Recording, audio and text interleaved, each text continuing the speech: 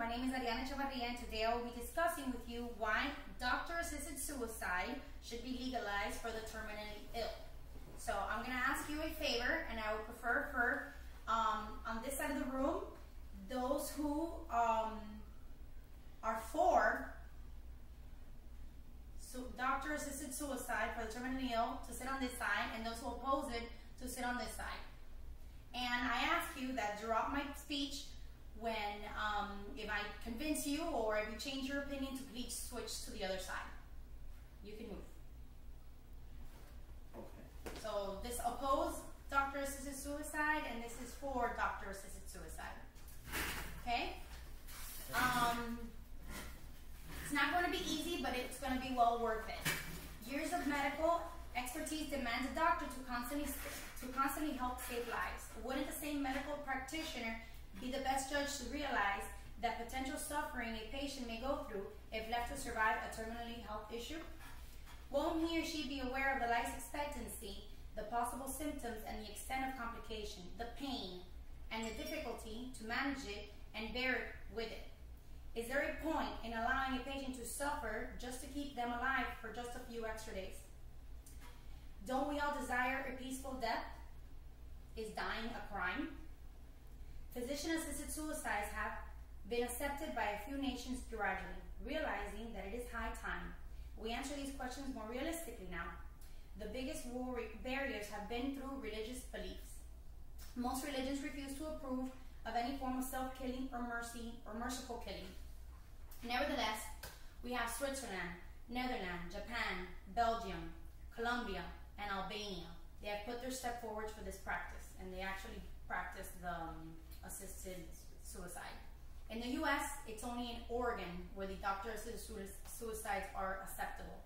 So one state out of 7 other states of the U.S. have bills on hold with regards to the approval of this medical concept. On the other hand, Mexico has moved towards passive euthanasia over the years. So the difference, there's a big difference between doctor-assisted suicide and euthanasia. Do we know what this is? Do you know what euthanasia is? It's what we do to dogs. We put them to sleep. Okay. So a physician-assisted suicide in this case, wherein the doctor provides essential information regarding the suicidal procedure and the patient performs the procedure himself or herself, whereas euthanasia refers to performance of a suicidal intervention by a doctor. These terms are similar in meaning and often used interchangeably, but do differ a great deal. Often euthanasia plays substitute for doctor-assisted suicide when the patients are unable to follow the suicidal procedure themselves or owing to their health-associated difficulties. Changing lifestyle and environmental constantly introduce humans to newer and more complicated health problems every day. The perpetual struggle to fight nature's rage against its exploitation has sent in several alterations in the way that we live and now in the way that we die.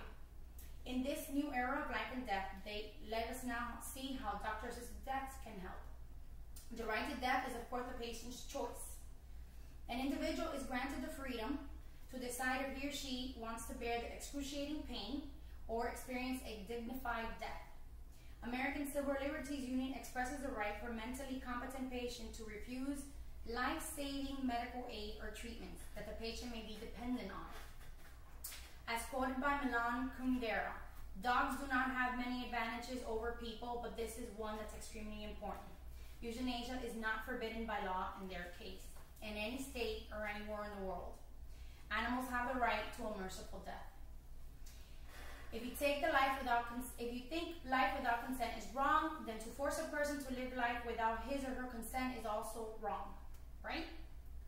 This is the view of Phi Gersh, the senior advisor at Final Exit Network at the Free Inquiry for How Shall We Die. Being forced to suffer and desire death is misery that doctor-assisted suicide can help. However, Rita Marker, the executive director of Kathy Hamna, policymaker at International Task Force at Euthanasia and Assisted Suicide, say that laws are enforced against this to assist suicides to protect people against crimes and abuse. All laws are abused, and that's why that's put into place. But if this is so, why is there no law that can allow placing urgent requests of patients who do not wish to bear the burden of the brunt of their illnesses. Certain health issues may have only a small ray of hope against a lot of suffering. Will such patients get a green signal on expressing a death request? Will their suffering be ignored against few chances of survival? A hypocrisy in the oath-taking of medical practice is so clear. They want to save lives because their oaths say, do not harm others. Doesn't leaving a person to tackle a painful, terminally ill disease cause them harm? A physician has the right to decide whether to support such a suicide. Likewise, the potential himself has the right whether to take such a step for his or her life or not. Palliative care are care offered towards the end of life, which are in place. There is no doubt that several countries are not prepared for this yet. But if it was believed to be lawful and the decision was respected, then every nation would be equipped for this. Hence why the few countries that accept this practice have palliative care appreciably in place. It is natural that though it is the patient's personal choice to end his or her life, care towards the end moments is deserved and expected by them. Terminally ill diseases can suggest that life won't be simple for a patient. Nevertheless, there is no clue when life will end. Expenses can be unexpected and not everyone can access sufficient financial support. It drains the finances while you're in your weakest time, and it leads towards someone who's already losing their life. Suffers and not live for long ends up as a burden for their family members and acquaintances that have a long life ahead of them and need to make wiser use of these income that they have. With several hospital beds occupied for so many terminally ill patients and the many families that get entangled with the web of unending expenses, sacrifices, permitting doctor-assisted suicides can conserve the quality of life and economic status for men. Ultimately, it is the resources, the quality of life, and the economic of the nation that matters. Planning life will be essentially possible. A patient who decides to opt for a doctor-assisted suicide can zero down on a date, time, fulfill certain responsibilities, wishes, duties, set right for the family's future. Important documents of information in relations to finance, relationships, unfulfilled duties, pending tasks, etc. can be informed to the family, if death permits, as in most cases.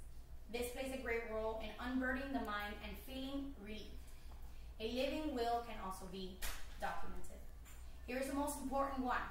Functional organs of a patient can be donated to those who need it and those who have been suffering, waiting for their turn. This makes the choice of death more meaningful and worthy. Medical expensive for both the donor as well as the receiver. Patient becomes much less and the suffering for both individuals come to an end. So, in other words, you have the one who has a terminally ill for a liver cancer, and another one who needs a heart transplant or lung transplant, what have you. So one gets put to bed because there's no saving him, and the other one gets the much necessary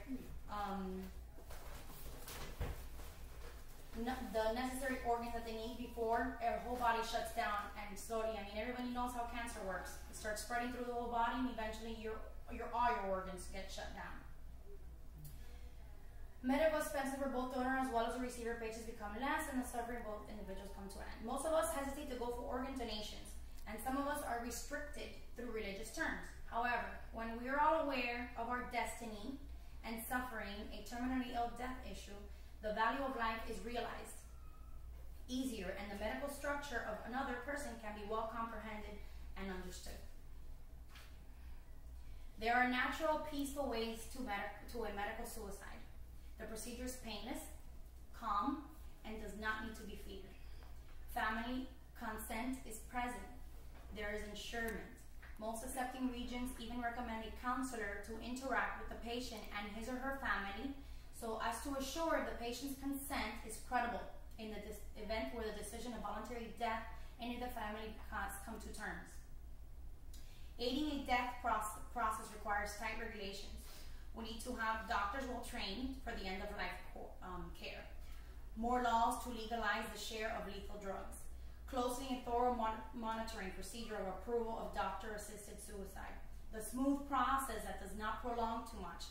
and is within a lawful framework and not just waiting for a confirmation or a box checker to get this suicide processed or any donations. Doctor-assisted suicide could be dangerous when one of these affirmations is missing or lacking. But if we still function under the approval of a law with all checks and balances in place, there should be no issue with legalizing doctor-assisted suicide. In conclusion, we use big words. We have freedom of speech, right to personal choices, democracy, etc. Why is doctor-assisted suicide kept away from this? Why must the law decide how we need to tolerate, how much suffering we need to tolerate if we are attacked by a health complication for life? Why must we seek permission to die when we did not seek permission to exist in the first place? Suicide in general is opposed by many laws and religions, of course, but those cases where solutions are uncertain, not impossible.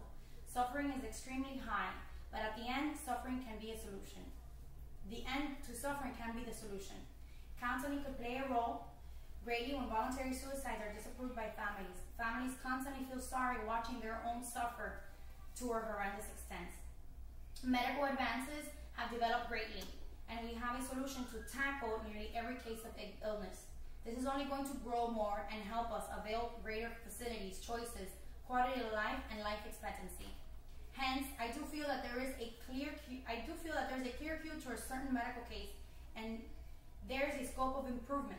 Regulations over the permissions to doctor-assisted suicide must be rigid.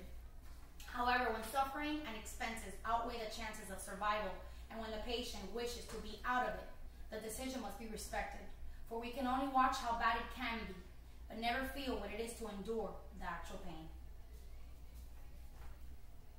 I strongly recommend doctor-assisted suicides to be legalized across the world, where religion poses a restriction.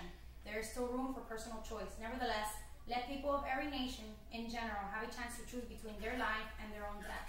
Training doctors, patients, formulating rigid laws, ensuring thorough background checks are all in place in those nations where doctor-assisted suicides are permitted. If other nations also employ the same steps to go about each procedure, the method can be safe and lead to several benefits to the patient, the family. We call ourselves democratic society, all within limits, of course.